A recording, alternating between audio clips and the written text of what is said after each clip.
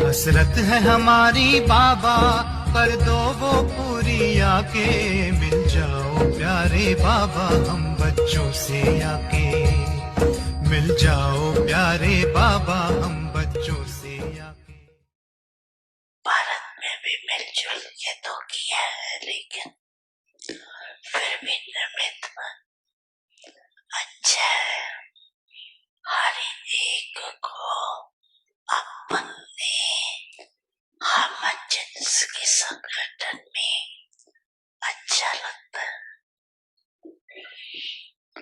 दोनों तरफ की सेवा में अनेक आत्माओं को समीप लाने का चांस मिलता है। रिजल्ट अच्छी लगती है ना, अच्छी लगी रिट्रीट की रिजल्ट अच्छी रही है जी, और वर्गीकरण की भी रिजल्ट अच्छी। देश विदेश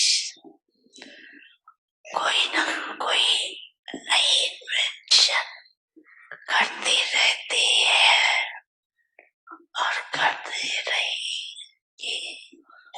उमंग अच्छा है, चाहे भारत में चाहे विदेश में सेवा का उमंग अच्छा है।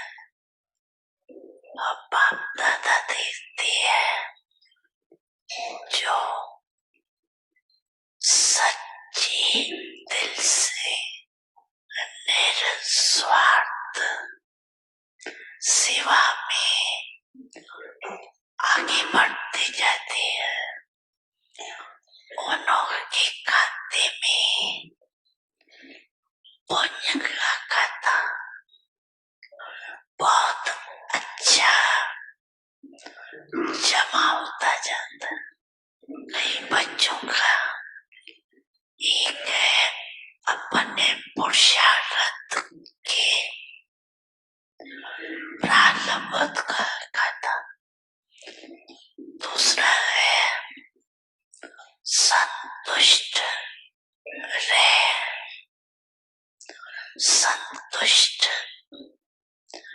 करने से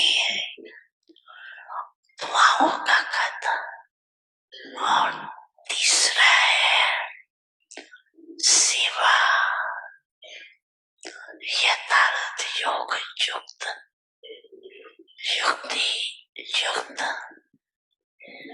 उसकी रिटर्न में पुण्य का खाता जमा होता है। ये तीनों खाते बाप दादा हर एक का देखते रहते। अगर कोई का तीनों खाते में जमा होता है तो उसकी निशानी है वो सदा सहज पुरुषार्थी अपने को भी अनुभव करती है और दूसरों को भी उस आत्मा से सहज पुरुषार्थ की सुधई प्रेरणा मिलती है। वो सहज पुरुषार्थ का सिंपल है, मेहनत नहीं करनी पड़ती। मोहब्बत बाप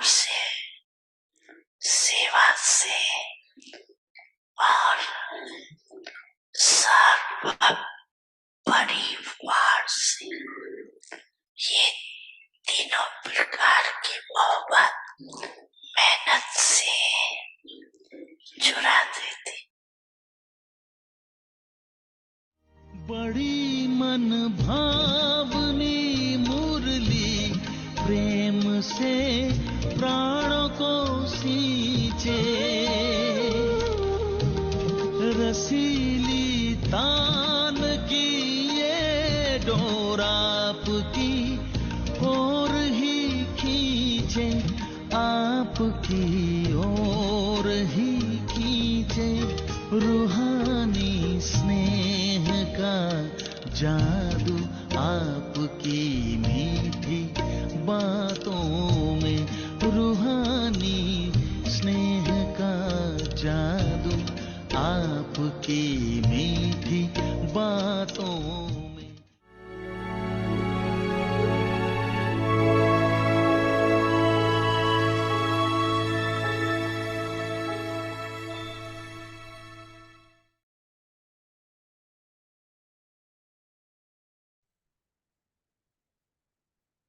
Om Shanti.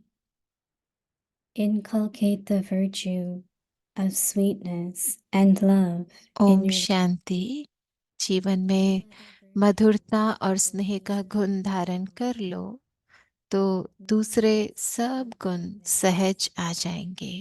check daily how श्रेष्ठता much की space नवीनता। did you have in your thoughts तो रोज चेक and करो कि words आज today. मनसा या वाचा में श्रेष्ठता की नवीनता कितनी Letting लाए। good wishes, मनसा में feelings, हर and आत्मा के प्रति शुभ भावना, शुभ कामना रहे। contentment, बोल a में sense of ease मधुरता, in your संतुष्टता, nerves.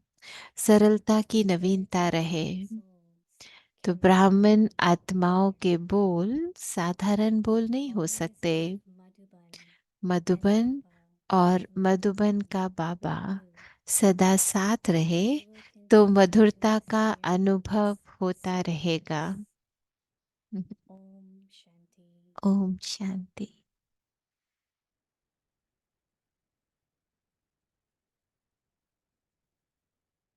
Shanti, welcome to Om Avyakti Shanti. Parivar. स्वागत है आप सबका अव्यक्ति परिवार में। Inculcate the आज virtue 15वां of दिन है। sweetness and love in your जीवन life. में All मधुरता the और स्नेह virtues का of गुण धारण sweetness कर and लो love तो दूसरे in your सब गुण experience सहज आ of जाएंगे। goodness. और आज Now, का listen विषय to है Didi. श्रेष्ठता की नवीनता। तो अभी हम दीदी से सुनेंगे।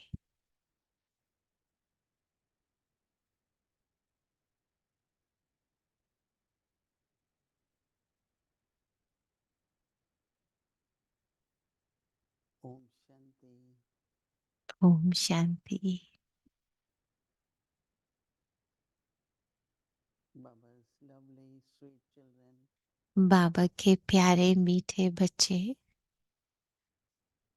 one thing everyone loves तो in the life, एक बात है जो जीवन में हर कोई पसंद करता है कि something कुछ अलग हो, कुछ special, अलौकिक हो, different. कुछ नया हो। नयापन, अलौकिकता सब पसंद करते Anything हैं। you कोई भी see in the world, चीज, अगर आप किसी भी इंडस्ट्री में भी new जाते design, हैं तो new वहाँ पे colors, भी नए डिजाइन, new नए variety कलर, of कुछ नवीनता, colors. रंगों में नवीनता, डिजाइन में नवीनता। So they want to create something new. वो कुछ न Every कुछ time नया करना चाहते हैं, हमेशा नया बनाना चाहते हैं then it सदा। becomes unique and और फिर वो सबसे अलग भी हो, निराला भी हो। considered to be तो उसी को, जो सबसे अलग like आइडिया होता है, something विचार होता है, different, कुछ नया होता है, so तो नया they उसको feel फिर happy. अच्छा समझते हैं, उसको अलग समझते हैं ना। But then when it comes a, to पर फिर जब one's own personal life, किसी के व्यक्तिगत when it जीवन की comes to बात our होती है, thoughts, जैसे हमारे संकल्पों then की बात है, हमारे बोल की something बात है, very हमारे different. कर्म की बात है, हमारा दूसरों के साथ व्यवहार की बात है, We want to तो हम चाहते bring हैं some newness. कि हम कुछ नवीनता लेकर के आए जीवन We में। have तो elevated thinking श्रेष्ठ संकल्प रखना, श्रेष्ठ विचार रखना, will be different. वो एक अलग बात है। Like जैसे one कि समझो एक दिन पहले experience मुझे which is not so elevated ऐसे for anyone. मेरे को एक कोई ऐसे संकल्प आ रहे थे जो बहुत श्रेष्ठ नहीं थे दूसरे के प्रति, क्योंकि वो जो पहले का, पास्ट का जो व्यक्तित्व है वो बुद्धि में था, या जो भी उसका प्रभाव था, तो आपको मन में इतना जैसे प्यार नहीं आता उस आत्मा के प्रति। पर जैसे ही आप ये सुनते हो तो आपकी भावनाएं हैं उस व्यक्ति के प्रति वो स्वतः ही श्रेष्ठ हो जाती है, कि माना मेरी शुभ भावना, मेरी शुभ कामना उस व्यक्ति के प्रति वो परिवर्तन हो जाता है ना, जैसे हम सोचते हैं वो सोचने का तरीका परिवर्तन हो जाता है। तो अच्छा है ना, वो अच्छा है। तो ये बहुत अच्छा तरीका है। मैं समझती हूँ कि दीदी कह रहे हैं कि हम श्रेष्ठता को अनुभव करें अपने संकल्पों में, अपने बोल में, अपने कर्मों में। तो जितनी श्रेष्ठता होगी तो नवीनता होगी। तो जैसे बाबा हमको यही होमवर्क दे रहे हैं कि स्वयं को ऐसे देखो कि हम परिवर्तन हो रहे हैं, उन्नति हो रही है हमारी। तो उसको कहते हैं श्रेष्ठता की नवीनता। तो चेक करो, हर रोज चेक करो। तो ऐसे नहीं हफ्ते में एक दिन चेक कर लिया, नहीं, हर रोज चेक करो कि कितना हम में श्रेष्ठता की नवीनता आ रही है, कितना संकल्पों में नवीनता आ रही है, कितना बोल में नवीनता आ रही है। तो बाबा कह रहे हैं कि हमारे संकल्पों में सिर्फ शुभ भावना, शुभकामना रहे मनसा में। तो इससे क्या होगा, हमारी स्वयं की सुरक्षा भी होगी ना, हमारे कर्म का खाता नहीं बनेगा कुछ भी, जो बुरे कर्मों का तो नहीं बनेगा। जो भी व्यक्ति दूसरा है वो तो है, लेकिन मैं कैसे अपना व्यवहार में आती हूँ, मेरी सिर्फ शुभकामना हो, शुभ भावना हो उस व्यक्ति के प्रति, उस आत्मा के प्रति, जिससे कि मेरा कर्मों का खाता नहीं बने, है ना। और बोल में मधुरता हो, और संतुष्टता, सरलता की नवीनता रहे ना, सरलता की नवीनता। तो बोल कैसे हो, ब्राह्मण आत्माओं के जो बोल हैं वो साधारण नहीं हो सकते। तो क्या करना है उसके लिए कि मधुबन और मधुबन का बाबा अगर साथ रहे तो मधुरता का अनुभव होता रहेगा।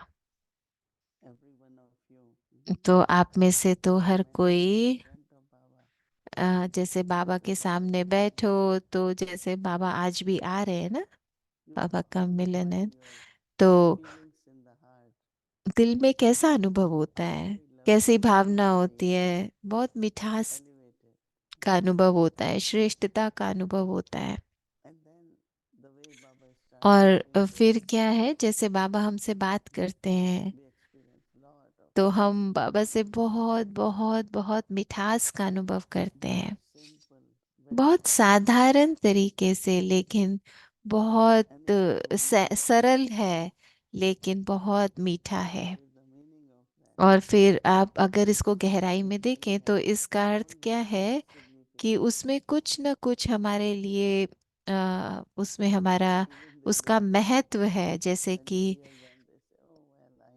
हम जब देखते भी हैं, सुनते भी हैं, तो हमको लगता है ना कि जैसे भी हम थोड़ा भी ध्यान देते हैं तो मुझे लगता है कि ऐसे महसूस होता है ना कि हर शब्द कितनी मिठास है उसमें, और नए भी लगते हैं, नवीनता भी लगती है। लेकिन अगर आप इस बात को समझो, उसकी गहराई को समझो, तो आप महसूस करोगे कि बहुत उसमें श्रेष्ठता समाई हुई है, श्रेष्ठता की नवीनता। तो बाबा ऐसे ही हमको उन्नति करते हुए देखना चाहते हैं, और श्रेष्ठ ते श्रेष्ठ बनाना चाहते हैं। तो ये श्रेष्ठता की नवीनता ये है ना। अच्छा, ओम शांति। ओम शांति दीदी। ओम शांति दीदी। शांति बहन। तो, Where are you? In well, Madhuban? in my mind, I'm in Madhuban. तो दीदी कह रहे हैं आप कहाँ पर हो, आप मधुबन में हो। तो दीदी सिस्टर जूडी कह रहे हैं कि हाँ, मैं मन से तो मधुबन में ही हूँ, और यहाँ पे तो जरूर बहुत सारे भाई बहने आए होंगे। Say तो 15 cancer over, find a दीदी problem कह and रहे हैं be कि excited of them. 600 double Because foreigners हैं, many of them बहुत आए are हुए those हैं। who have come to कई hear हैं जो this meeting. Meeting So they attend come करने के लिए early आए so हुए हैं, that तो when वो we जल्दी आ finish गए, they तो वो they जैसे can बाबा की मीटिंग के तुरंत stay बाद and चले जाएंगे, पर कुछ है जो रहेंगे, and they for their 8-10 दिन यहाँ रहेंगे बाबा के। number. अच्छे कई भाई बहन आए हुए हैं। तो जूडी बहन कह रहे हैं कि हाँ, दिल से तो मैं वही हूँ। तो बाबा भी मधुबन की कल भी अव्यक्त इशारे में याद कर रहे थे, और आज भी। तो आप क्या समझते हो कि इस जगह का इतना महत्व क्या है, क्यों बाबा इतना हमें याद कराते हैं मधुबन मधुबन। तो आप उसके बारे में हमको बता, जैसे ही आप हम मधुबन के बारे में संकल्प भी करते हैं ना, तो हमारा आ, दिल में कितनी खुशी, कितनी मिठास हो जाती है। तो क्या है ना, जिससे कि हमारा दिल एकदम खुशी से भर जाता है, मिठास से भर जाता है। तो दीदी कह रहे हैं यहाँ की वाइब्रेशन, यहाँ के वातावरण में जो शक्ति है ना, उसका अनुभव होता है। जैसे कि अगर सोचो कि आप अपने कमरे में बैठे हो और वहां बैठकर योग कर रहे हो, और कोई भी अगर आए, तो हो सकता है आपके योग का अनुभव उसको भी हो जाए कि इतनी शांति है, इतना प्यार है, बहुत अच्छा है। तो बाहर से है ना, आप जैसे जितना मर्जी सजा लो जगह को, वो तो दिखाई देती है बाहर की सुंदरता, पर दूसरी है कि उस कमरे की एनर्जी कैसी है, वाइब्रेशंस कैसी हैं। तो उसके लिए हमें वातावरण बनाना पड़ता है अपनी तपस्या से ना। तो वो कैसे बनता है, बहुत स्वाभाविक भी बनता है, हमारी स्थिति से बनता है। इसलिए देखो हर घर में जैसे सोने का कमरा, दूसरा लिविंग रूम, खाने का कमरा, ऐसे अलग अलग कमरे होते हैं ना, और हर कमरे की एनर्जी जो होती है वो अलग होती है। तो ऐसे ही मधुबन में भी बाबा ने देखो कितनी तपस्या की है, ब्राह्मणों ने तपस्या की है, कर्म योगियों का स्थान है, जहाँ दिन रात कर्म योग चलता ही रहता है। तो स्वाभाविक रीति से जब आप मधुबन के बारे में सोचेंगे, तो अगर कोई यहाँ कर्म योग कर रहे हैं, और जैसे मानो सब्जी काट रहे हैं या कोई भी कर्मयोग चल रहा है, तो वो अनुभव सामने आ जाएगा ना, जहाँ पर भी हो, जैसे भी हो। तो कैसे हम उस, तो वो अनुभव हमारे सामने आ जाता है, वो मिठास हमारे सामने आ जाती है। तो इसलिए बाबा हमें मधुबन की इतनी याद कराते हैं। तो चूड़ी बहन कह रहे हैं कि बाबा ने आपको निमित्त बनाया है, इतने सारे जगहें बाबा के स्थान बनाने के निमित्त बनाया है। तो आपने जैसे हर जगह योग तपस्या करके वाइब्रेशन से वातावरण बनाया है, तो मैं समझती हूँ कि सबसे पहले आपने हर स्थान की वाइब्रेशन का परिवर्तन किया है ना। तो दीदी कह रहे हैं कि हाँ, जैसे हमने हारमनी हाउस लिया था ना न्यूयॉर्क में, तो वो चर्च थी, तो वो बहुत ही शांत जगह थी, लेकिन बाबा की उपस्थिति ऐसे अनुभव नहीं हो रही थी। लेकिन जैसे हमने वो जगह को ठीक ठाक किया, ब्राह्मण्स आए, ब्राह्मणों ने जगह जगह से आके उस जैसे उस स्थान को हमने बनाया। तो जब ब्राह्मण आए, ब्राह्मण की तपस्या से वहाँ जो वाइब्रेशन बनी, तो फिर हम एकदम से वातावरण में परिवर्तन को महसूस किया हमने। और फिर हम जब वहाँ योग करने लगे, रोज मुरली चलने लगे, तो फिर और परिवर्तन का महसूस किया। और अभी जो भी कोई आता है, तो देखो हारमनी हाउस में कैसे अनुभव होता है, हर एक को ऐसे अनुभव होता है कि बहुत शांति है, बाबा की उपस्थिति है। तो दीदी कह रहे हाँ मैंने ये अनुभव किया है कि कई बार हम जो रहने की जगह भी लेते रहते जो हमने मैनहट्टन में लिया था, जब पहले दिन हम वहाँ गए थे और उसके बाद जब कई दिन बाद गए भोग स्वीकार कराया उसमें, और फिर हमने एक साल बाद देखा, तो हर बार उसमें एनर्जी का परिवर्तन महसूस किया। तो ये ऐसे नहीं है कि हम उसको बना रहे, लेकिन अगर हम सदा उस स्थिति में रहते हैं शांति की, प्यार की, तो वातावरण बनता ही रहता है, स्वाभाविक रीति से बनता रहता है। तो मुझे याद है कि हमारा एक फ्रेंड था पीटर सेंगे, वो हमेशा कहता था कि जहाँ भी आप लोगों के स्थान है वहाँ इतनी शांति कैसे, आप कैसे करते हो ये। तो मैं आपको पूछना चाहती थी कि आज तो भोग भी स्वीकार कराया जाएगा ना, बाबा आ रहे हैं। तो मैं सोच रही थी कि क्या है ऐसा जिससे कि अम, जैसे बाबा के साथ हमारा वो सूक्ष्म में तो संबंध है, होता है जैसे कि, पर कैसे बाबा आपको खींच लेते हैं सूक्ष्म वतन में, और फिर आके आप बाबा का संदेश हमको सुनाते हो।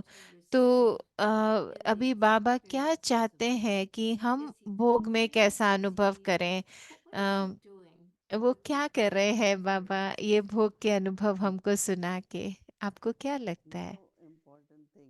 तो दीदी कह रहे हैं कि जो एक बहुत विशेष बात है कि आ, एक तो हम उस समय योग में है ना, तो देह के भान से जैसे हम परे जाते हैं, पांच तत्वों के भान से परे जाते हैं।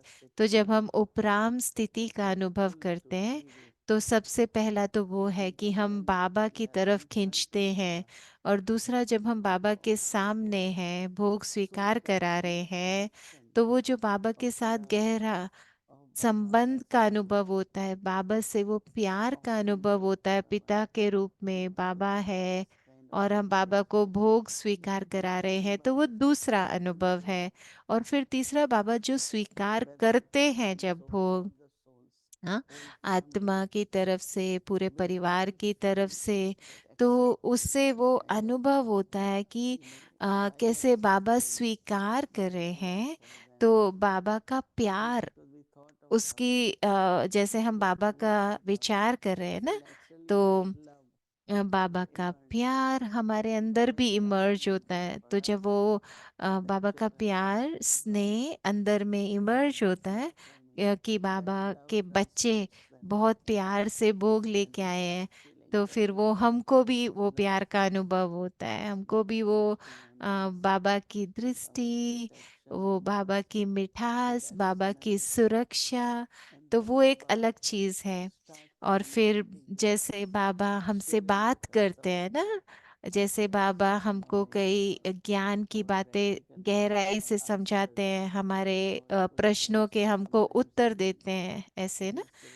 तो बाबा जैसे दृष्टि देते हैं, तो फिर बाबा जैसे जो भी हमको देते जाते हैं, वो फिर हमारे लिए एक अलग ही अनुभव बन जाता है। और फिर जब हम वो बाबा से लेते हैं, तो फिर हम जैसे सबके साथ बांटते हैं ना। तो जैसे एक एक कदम है, मुझे भी लगता है कि अम, मेरे लिए भी ऐसे ही है, अलग अलग तरह के अनुभव मुझे होते हैं, अलग अलग तरह से ना। तो दीदी जूडी बहन कह रहे हैं कि मुझे याद है एक बार आपने भोग के बारे में बताया था। तो एक आर्टिकल जब हम लिख रहे थे ऑस्ट्रेलिया में, तो हम सोच रहे थे कि ये भी बाबा का क्या गिफ्ट है ना आपको, कि और आप जैसे कि हम इंतजार करते हैं वो सुनने के लिए बाबा से भोग का जो मैसेज है। और जैसे आप जाते हो सूक्ष्म वतन में, संदेश लेके आते हो, और जब आप आते हो तो आप आके हमको सुनाते हो कि आपको क्या अनुभव हुआ, कैसा लगा। तो वो जैसे हम वेट करते हैं उसकी। तो दीदी कह रहे हैं कि हाँ, ट्रांस में जाना, भोग स्वीकार कराना, तो हाँ ये तो बाबा की गिफ्ट है, अच्छा अनुभव होता है। लेकिन उस समय क्योंकि बाबा बच्चों को खींच रहे होते हैं, तो भोग स्वीकार कराने के लिए, तो वही ऐसा ही अनुभव बाकियों को भी होता है, जो संदेशी के अलावा जब बाबा भोग का संदेश हमको देते हैं, तो चाहे एक शब्द या कुछ कुछ क्षण के लिए, लेकिन सब में वो अनुभव तो होता है ना। क्योंकि मुझे याद है एक बार हम क्वींस में थे, छोटा सा सभा में हम कर रहे थे, तो मैं सबको पूछ रही थी और गायत्री बहन बिल्कुल सामने बैठी थी और उनको बहुत भावना है वो की, तो वो भी अपना अनुभव बताते थे, तो वही मुझे अनुभव हुआ होता था जो वो बोलते थे, या बाकी बोलता संगठन में अपना अनुभव बताते। तो माना कि जैसे आ, ऐसे नहीं कि हाँ संदेशी का पार्ट है, लेकिन अगर हम अपने संकल्पों से और बाबा के उस खिंचाव को अनुभव करें भोग स्वीकार कराते हुए, तो हम अनुभव करते हैं कि वही संदेश जो संदेशी लेकर आती है। तो जैसे आप देखोगे कि जब अगर आप एकाग्रता से भोग में बैठे हो, तो आपको भी वही अनुभव होगा जो संदेश आया होगा।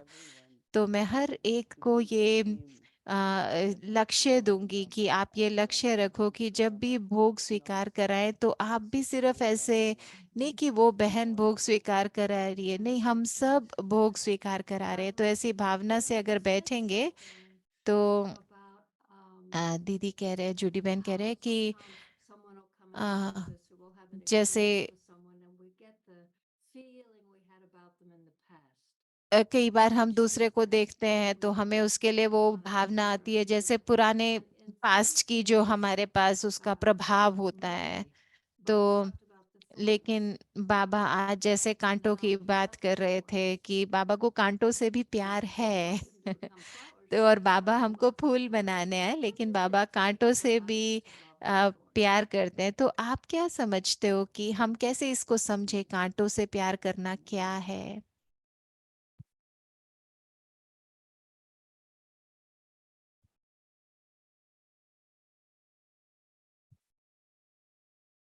No, because what will you तो do with दीदी कह रहे flowers हैं like that? कि That फूलों you से आप क्या करते हो ना, फूलों को तो आप कुछ नहीं करोगे, सिर्फ सजाओगे ना, लेकिन कांटों के ऊपर तो काम करना पड़ता है। लाइक कांटों को फूल बनाना है, तो कांटों के ऊपर बहुत मेहनत करनी होती है। तो बाबा कह रहे थे कि आपकी शुभ भावना, आपकी शुभकामना अगर होगी, तो आप कांटों को परिवर्तन कर सकते हो ना, धीरे धीरे वो परिवर्तन हो जाएंगे, फूल बन जाएंगे। और फिर अगर आप एक कदम और आगे जाओ, तो जो शब्द बाबा ने कहा, संतुष्टता, और बहुत बाबा ने कहा ना, हमारे बोल कैसे होने चाहिए, साधारण नहीं होने चाहिए, मीठे होने चाहिए, संतुष्टता वाले होने चाहिए।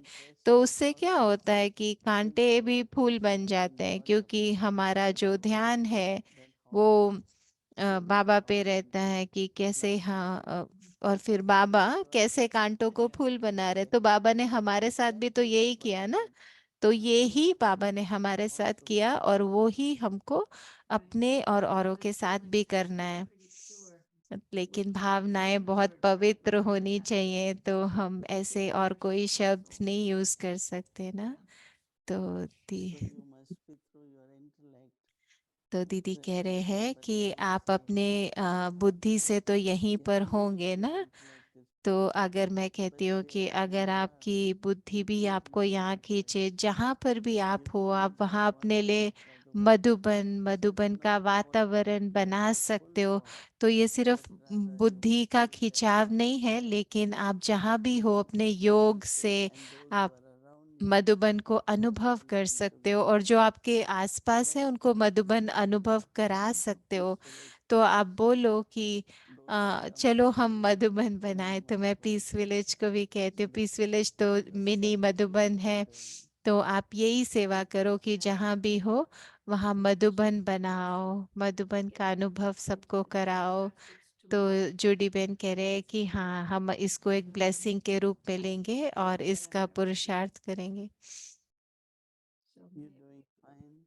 तो आप सब ठीक हो? दीदी कह रहे हैं, तो जूडी बेन कह रहे हैं हाँ, हम सब बिल्कुल ठीक If you हैं। feel full, just fly. अगर आपको खिंचाव हो तो चल आ जा। तो जूडी बेन कह रहे हैं कि हाँ, देखो शायद आ जाऊं। ओम शांति। संगम युग का वर्षा यही है, शिव से मिलन मनाना। समय श्वास संकल्प सभी सेवा में लगाना। पवित्रता बरसाए जग में, पवित्रता बरसाए जग में। फरिश्ता झलक तुम्हारी, फरिश्ता झलक तुम्हारी। शिव पिता ने दी है तुमको, शिव पिता ने दी है तुमको श्रीमत कितनी प्यारी, श्रीमत कितनी प्यारी। मीठे बच्चों, प्यारे बच्चों। क्या हमें ऐसा बनना है कि हमको मालूम पड़े कि हमारा शरीर कब छूटने वाला है, तो फिर ऐसे जजों के द्वारा जजमेंट हमारा मिल जाए?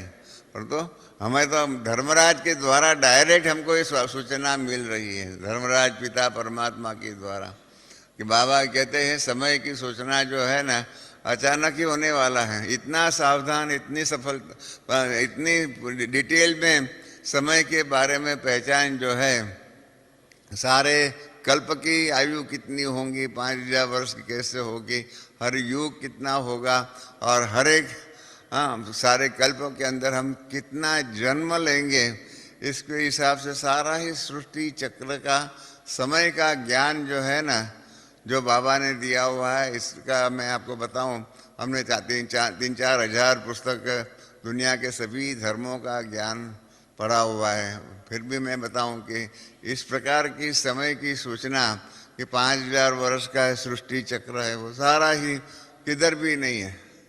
एक जगह पर खाली प्लेटो जो है ग्रीक फिलोसोफर, उसने एक जगह पर रेफरेंस डाला हुआ है, उसमें उन्होंने कहा हुआ है, पर वो 5000 नहीं, उसने 10,000 वर्ष का सृष्टि चक्र है समय का। इस प्रकार से एक खाली प्लेटो जो है वेस्टर्न फिलोसोफर, ग्रीक फिलोसोफर जो है, उसने लिखा हुआ है कि ये सृष्टि चक्र जो है वो 10,000 का वर्ष का है, और जो बाबा कहते हैं हूबहू रिपीट होता है, यही बात इसने भी लिखी हुई है प्लेटो ने, कि उसमें लिखा हुआ है कि this world cycle repeats at the end of every 10,000 years and to its minutest detail. इस प्रकार से प्लेटो ने लिखा हुआ है अपने आइडियल, मतलब जो इथोपिया नाम की, मतलब एक स्वर्ग किस प्रकार का हो सकता है, इस प्रकार से उन्होंने जो प्लेटो ने जो ग्रीक फिलोसोफर ने लिखा हुआ है, उसके अंदर ये एक बात है कि यह सृष्टि चक्र जो है 10,000 का है और हूबहू रिपीट होता है। उसके अलावा किधर भी इस प्रकार की समय के बारे में सूचना, क्योंकि समय के बारे में तो लाखों वर्ष का है, कलयुग इतना वर्ष का है, सतयुग इतना वर्ष का है। दशरथ ने कितना वर्ष राज्य किया? दशरथ ने 36,000 वर्ष राज्य किया। ऐसी ऐसी बातें लिखी हुई है, और उस प्रकार की बातों को हम श्री सतवचन महाराज करके ही सुन के आए हुए हैं। इन सभी स्पेक्यूलेशन जो है समय के बारे में, सृष्टि की रचना कैसे हुई, विज्ञान में भी, वैज्ञानिक के पास भी उसके बारे में कुछ अंदाज नहीं है। वैज्ञानिक लोगों ने भी सृष्टि की आदि कैसे होगी, ऐसे समय के बारे में 3 प्रकार का अंदाज लगाया हुआ है। एक के हिसाब से 600 मिलियन वर्ष के पहले सृष्टि बनी हुई थी, दूसरे के अंदाज के हिसाब से 500 मिलियन वर्ष के पहले सृष्टि बनी हुई थी, और तीसरा अंदाज है 60 मिलियन ईयर्स के पहले सृष्टि बनी हुई थी। सबने अंदाज ही लगाया हुआ है कि ऐसे ऐसे सृष्टि बनी हुई होंगी। पहले कीटाणु होगा, कीटाणु से फिर आगे बढ़ता गया, फिर बंदर बना और बंदर से फिर मानव बना। इस प्रकार की उन्होंने एक अनुमान के आधार पर अपने सिद्धांतों को रखा। परंतु वास्तविकता कैसे है? सृष्टि रचयिता, सृष्टि रचना वाले ने सृष्टि कैसे रचना की, जिसको कहते हैं फर्स्ट, अंग्रेजी में कहना हो तो फर्स्ट पर्सन सिंगुलर के अंदर विश्व का इतिहास, भूगोल, समय की सूचना के सावधानी के साथ में अगर कहा गया हो तो ऐसी बात यह विश्वविद्यालय के अंदर जो कही गई है, ऐसी दुनिया के किसी भी शास्त्र, किसी भी धर्म स्थापक या पैगंबर आदि किसी ने भी नहीं कहा हुआ है। इतनी गहराई में, डिटेल में, संपूर्ण रूप से हमें बताया गया है। और शब्द थे, गीता में भी है, यद गत्वा न निवर्तन्ते तद धाम परमम मम, जहाँ जाने के बाद वापस नहीं आ सकती है। सूर्य और चंद्रमा के पार भी ऐसे है, उस प्रकार का वो धाम, परम धाम मेरा धाम है। गीता में भी है, परंतु वो परम धाम शब्द का अर्थ मालूम ही नहीं था। जब बाबा का ज्ञान हमने सुना तो गीता के ऊपर जिन्होंने भी अपनी कमेंट्री लिखी हुई है, इन्होंने को सबका हमने ये 15वां अध्याय जो है, यद गत्वा न निवर्तन्ते तद धाम परमम मम, उसके ऊपर कमेंट्री पढ़ी। सभी जितने भी गीता के ऊपर लेखक थे उन सब का, किसी ने भी परम धाम शब्द का अर्थ ही नहीं बताया।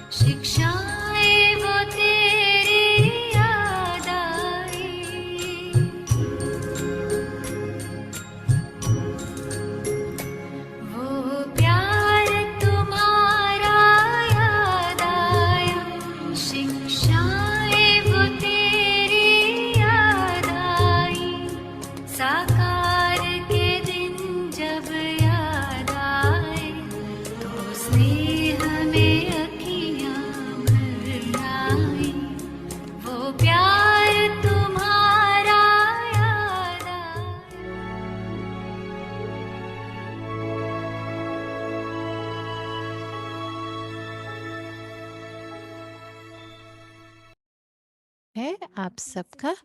अभी हम अव्यक्त मुरली सुनेंगे।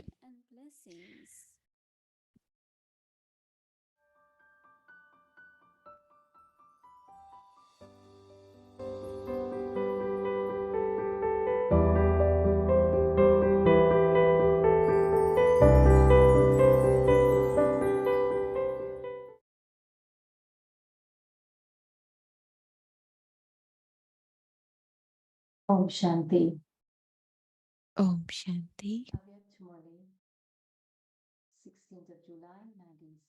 अव्यक्त मुरली 16 जुलाई 1972।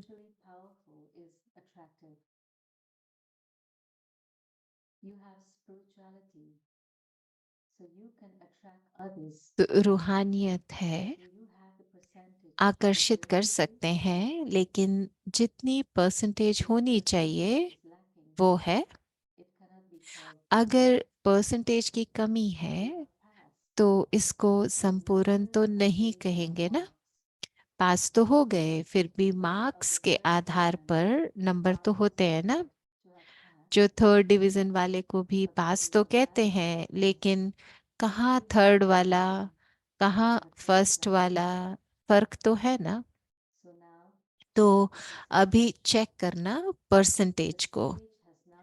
स्टेज तो अभी नेचुरल बात हो गई है, क्योंकि प्रैक्टिकल एक्ट में स्टेज पर होना, पर अभी सिर्फ परसेंटेज के आधार पर नंबर होने हैं। आज तो बहुत बड़ा संगठन हो गया है, जैसे बाबा को भी समान बच्चे प्रिय लगते हैं, तो आप लोग भी आपस में एक समान मिलते हो। तो ये सितारों का मेला भी बहुत अच्छा लगता है ना। इस सितारों का मेला भी बहुत अच्छा लगता है। संगम युगी मेला तो है ही, लेकिन उस मेले में भी ये मेला है। मेले के अंदर मेला। तो ये मेले के अंदर जो विशेष मेला लगता है वो फिर ज्यादा प्रिय लगता है।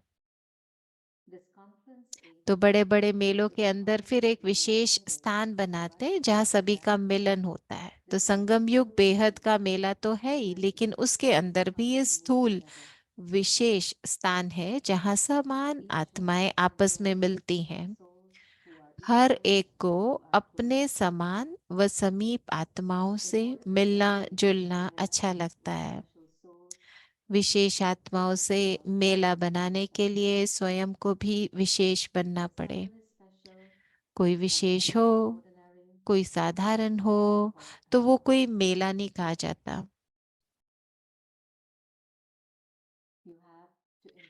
बाबा के समान दिव्य धारणाओं की विशेषता धारण करनी है।